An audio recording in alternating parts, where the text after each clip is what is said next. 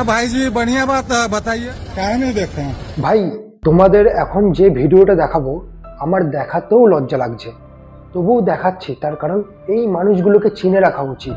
পকেটে 3টে pen, white shirt, black pant পরে আছে। 3টে পেন পকেটে কে রাখে? নিশ্চয়ই কোনো সরকারি অফিসে চাকরি করে কিংবা এমন কোনো কাজ করে যেখানে লেখাপড়ার কাজটা বেশি হয়। আর এই লোকটা নেতাজি সুভাষচন্দ্র বসুর ছবিতে পেচ্ছাপ করছে, বলতেও লজ্জা লাগছে।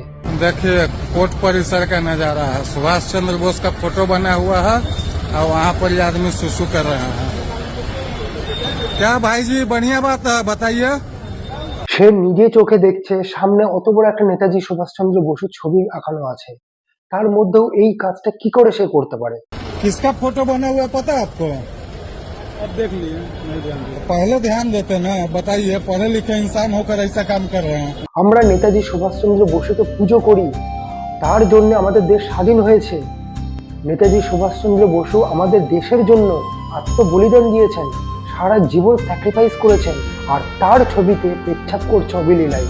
देखिए कोर्ट परिसर का नजारा है, सुभाष चंद्र बोस का फोटो बना हुआ है। যেন আমাদের দেশের ইতিহাস সম্বন্ধে, আমাদের দেশের স্বাধীনতা সংগ্রাম সম্বন্ধে কোনো ধারণাই নেই। কথা শুনে তো মনে হচ্ছে না যে সে বাংলাদেশি বা রোহিঙ্গা। किसका फोटो बना हुआ है पता है आपको?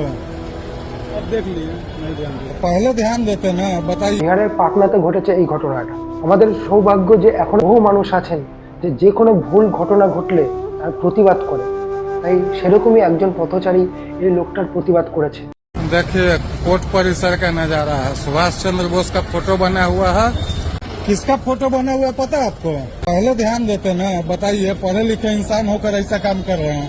এই ভিডিওটা সমস্ত জায়গায় ছড়িয়ে দেওয়া উচিত। যারা এই ধরনের কাজ করে, যারা আমাদের দেশের বীর বিপ্লবী স্বাধীনতা সংগ্রামীদের অপমান করে, তাদের যেন শেষ ঠিকানা জেল হয়।